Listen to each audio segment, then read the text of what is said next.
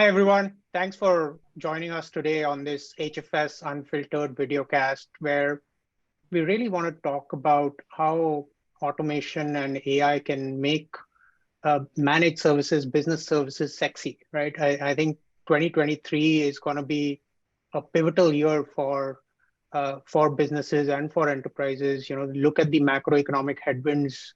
There's inflation, there's supply chain disruption, there's recession. Europe is already in a recession, and I think we think US will be in a recession next year, whether it's small or long, we'll see. And then there's this talent crunch. I don't think this is going anywhere unless we, somehow magically find a hidden continent under the ocean. The talent crunch is going to be here with us. So enterprises need support for talent resourcing, technology modernization, process transformation. And I think while we keep talking about this great resignation, I think in reality, there's this great hurry to get things done. And that's the power of automation and AI that can change the narrative of business services. And to discuss that, I'm delighted to have Shivani, who's the VP for Automation and AI at Xerox, as well as Bharat, who's the VP for Strategic Initiatives at Workato. So thanks, Shivani and Bharat, for joining us. Thanks for having us here as well. All right, so let me ask both of you. You've been in this industry for long now, right? In this business services, managed services, shared services space. What are the one or two biggest challenges today that enterprises are facing from a managed services context? Maybe Bharat, we'll start with you. Sure. Fundamentally, like you talked about, sort of, and it's a great hurry is actually kind of that's a right term to kind of call about, right? With all these things that have happened the last couple of years and how things kind of came together. But if we go back a little bit historically backward and then see even what and how it kind of evolved from managed services industry perspective, shared services industry perspective.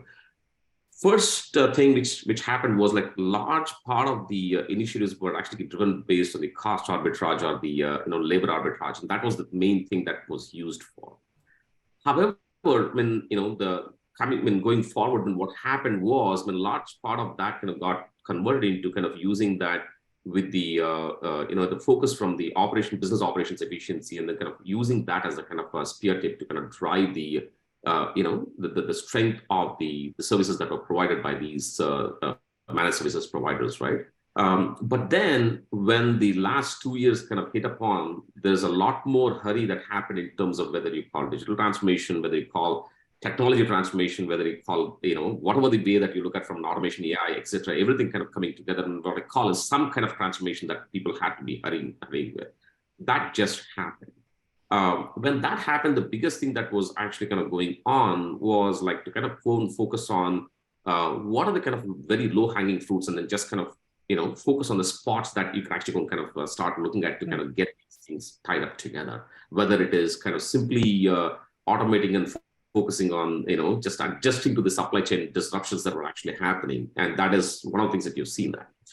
But the interesting thing that I actually kind of talk about quite a bit with a lot of customers. In fact, when 2.5 years ago, I wrote a white paper about this thing, how the things would kind of come together. I was actually doing this as a kind of a very pipe dream types, right? So when it was like mostly kind of sitting and visioning and kind of dreaming about this. And what I call as a kind of a circles of impact. 3 different circles of impact. Think of this as like kind of concentric circles of impact that I was actually kind of thinking about from an imagination standpoint.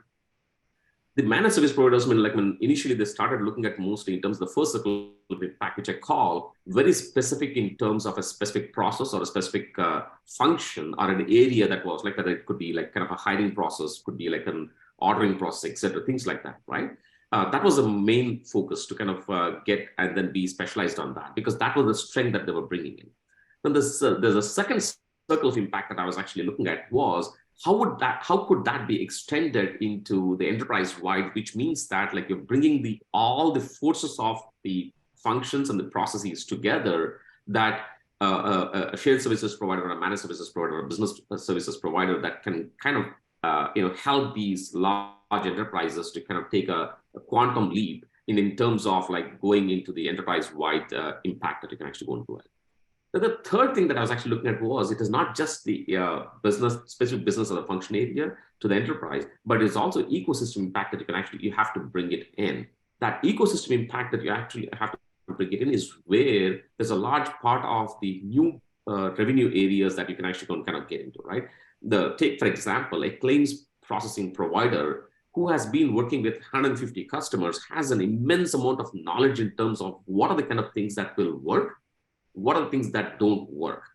Now, getting that entire knowledge in packaged terms and providing that to a large enterprise like an AIG or a Prudential or whatever, I mean, whichever the end customer is, and bringing that new source of revenue is the kind of a area where I think the top of the mind for these service providers that is actually coming up, and that's something that I've been kind of very much taken into the conversations when dealing with the customers across the board.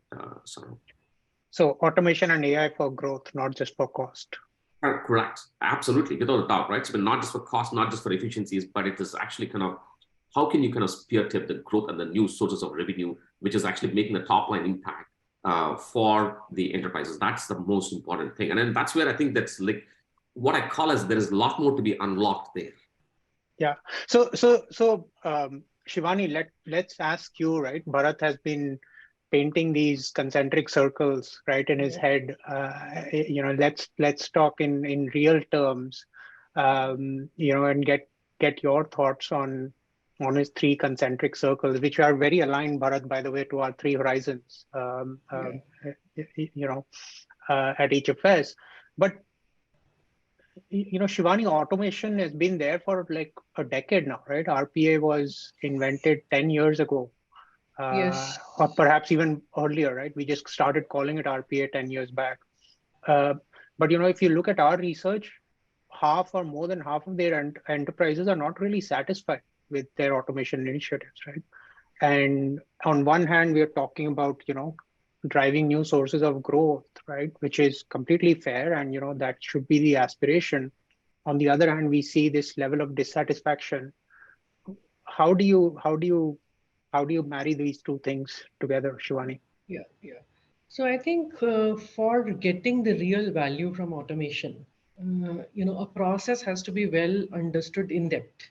So as Bharat was saying initially, it was a cost arbitrage play, and then it was a process play that you are bringing a particular process enterprise-wide, you're consolidating that process.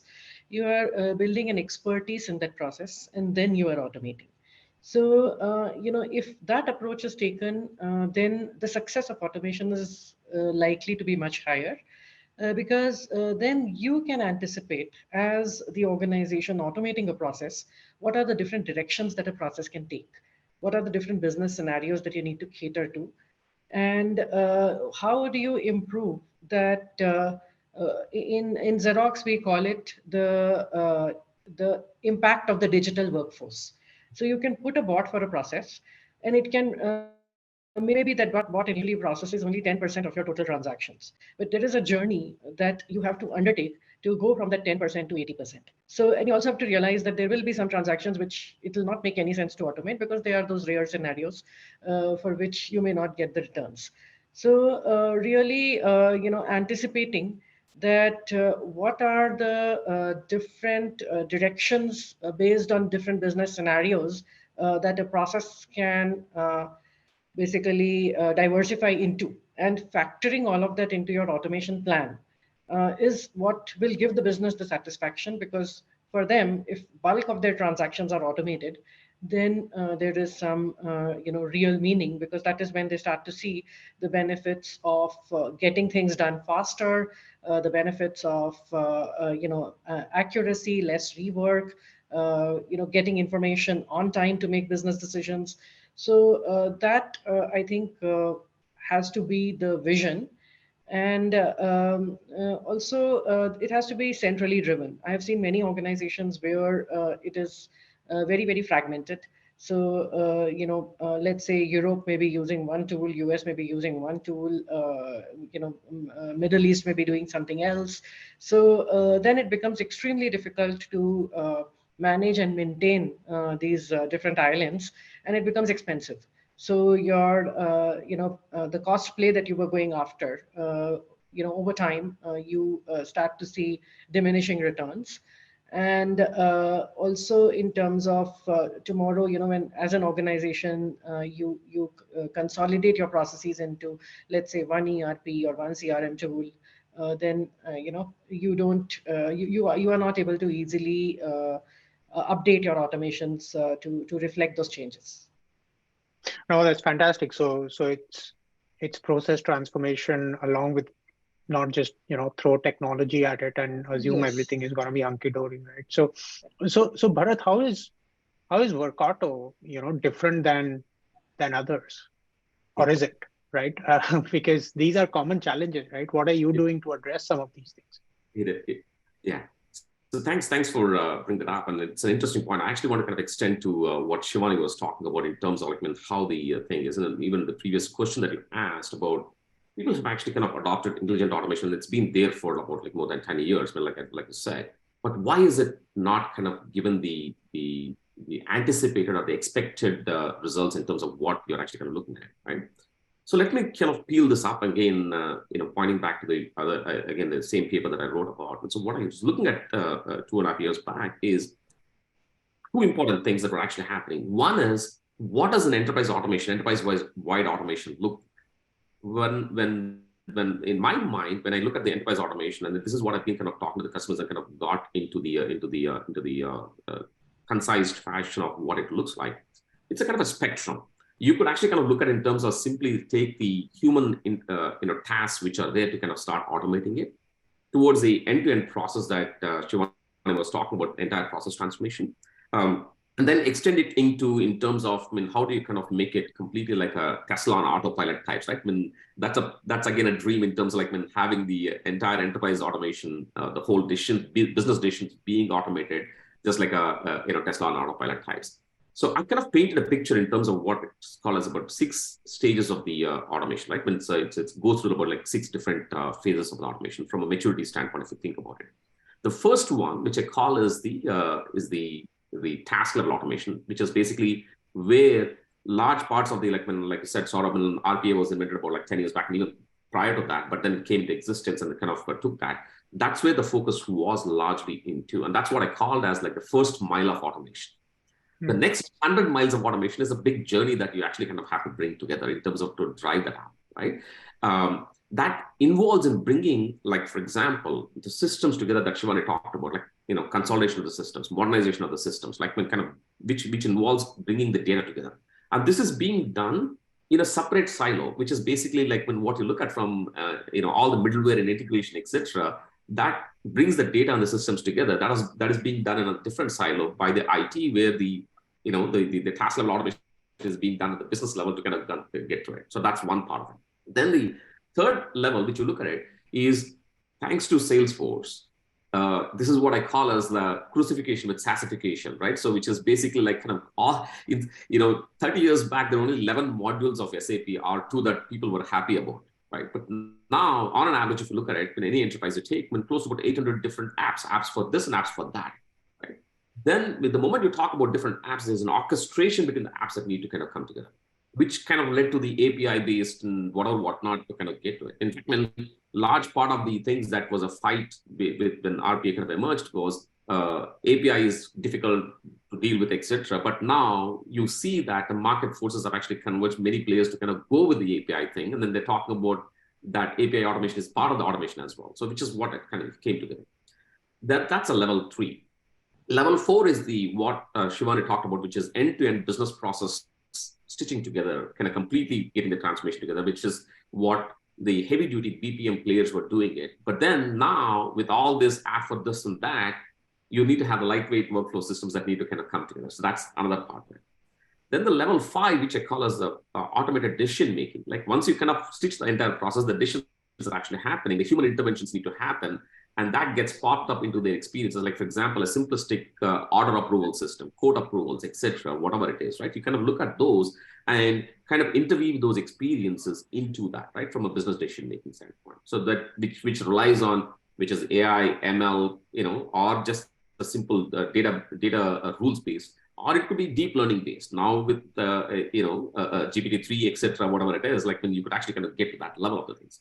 And the level 6, that's a level 5, and the level 6 is what I call as a kind of Tesla on autopilot, which is like the business is like a little bit self-healing, kind of understanding, etc., whatever, whatnot, right? So this 6 levels, which you kind of look at it, and that's what the biggest thing that I see, that people just started with that. That is what I call as like the first mile. It is not that it is not taken off, it is taken off, but they're only the first mile of the automation. The next 100 miles is where the actual journey looks like to kind of get the entire thing together. Now, the second part of the question that you actually asked about, sorry, you had a question. No, please carry on. The second part of the question that you actually talked about was, how is Workato different, right? So Workato is kind of, when we kind of founded Workato, the idea was work automation was the main thing. That's how the Workato name came into play. The idea was to kind of, the vision was that for doing this work automation, you have to have the data, process, and experiences together in unison. You have to stitch those things together, however, in whatever the way and fashion it is. And that's exactly what Workato as a platform brings, data, process, and experiences together in one unison. So to kind of shortly say that, in all the 6 levels that we talked about it, level 2 to level 5 is where Workato plays an extensively well. So which becomes like that, Workato becomes the next, the vehicle for next 100 miles of journey for that automation. And that's exactly how we kind of look at ourselves. Fantastic. No, that was very professorial, Bharat. That's great. Now, so Shivani, how far are you from that Tesla autopilot stage, and what role is Workato playing in your next 100 miles of automation? Yes, so that's so I would say that when you say autopilot, yes, that goal is a little far, but we have a path to it now. So we did start with RPA. We did start with automating a lot of our basic transactional activities, which were time consuming, which were high volume, where we just had to swivel data between applications. So we took all that mundane activity away from our people. We have automated a whole lot of reporting activities, a whole lot of data entry activities. But then there is a lot of exception management, automated decisioning, bringing human into the loop of the automation, which is what we are working through right now. We are injecting a lot of document AI also into our automations right now. This whole journey, the industry calls it hyper automation, right? So we are moving from plain vanilla RPA to hyper automation very rapidly. And if we have to get to an autopilot stage, it's not going to be one technology versus the other, but it is going to be stitching together all these different technologies. So for example, for a document-based process, you will have document AI, you will have OCR, you will have RPA, or you can have Workato. And the where Workato is coming into the picture for us is to perform that last mile activity of pushing the extracted, validated data into the business applications or ERPs. So we are also using Workato in our commercial offering, where we are automating processes for our customers. And we are realizing that a lot of ERP systems that our customers are using, for those, Workato has ready-to-use connectors. We obviously don't want to be building APIs or building connectors for each and everything and maintaining them. So since Workato offers a library of pre-built connectors, and it also offers an easy way of building recipes where we can transform the data that we have extracted from a document or received from an external source like a customer portal or an incident ticket. And then we can transform that data to meet the requirements of another business application and automate the transaction using the backend connectors. So it speeds up the automation. That is one thing, because you are not working at a transactional level on the UI interface. Rather, you are, doing an API call to instantly pull the data into the business application. So one is the speed. So you are able to do business now at the speed of software. And then the other thing is the maintenance. So whenever we do UI-based automation, we know that there will be changes to the UI of the application that we are working on, whether it is Oracle, whether it is SAP. Everybody does, these quarterly upgrades to their platforms, and those quarterly upgrades do have some impact on our user interface. So it may impact, 1 out of 100 bots we have running on that particular application, but we have to test all the 100 every quarter. So, making our automations more robust and taking away, the brittle nature of the UI-based automations wherever we can is what led us to working with Workato.